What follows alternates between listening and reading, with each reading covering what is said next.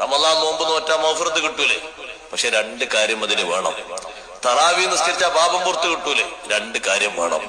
ലൈലത്തുൽ ഖദറിൽ രാത്രി ഹയാത്താക്കിയാൽ, ഓരോ ഒറ്റയിട്ട രാവുകളും ഹയാത്താക്കിയാൽ നമ്മൾ പാപം പുറത്ത് കിട്ടൂലേ?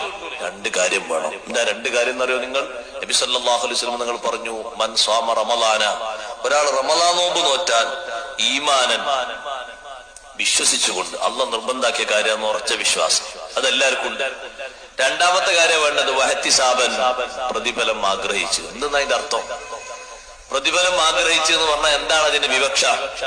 ഇമാം ഇബ്നു ഹജർ അസ്ഖലാനി തങ്ങൾ രേഖപ്പെടുത്തി, ഒരിക്കലും റമളാന്റെ പകലിനെ പറ്റി ഒരു പ്രയാസപ്പെടുത്തുന്ന ധാരണ കൽബിൽ വരാൻ പാടില്ല.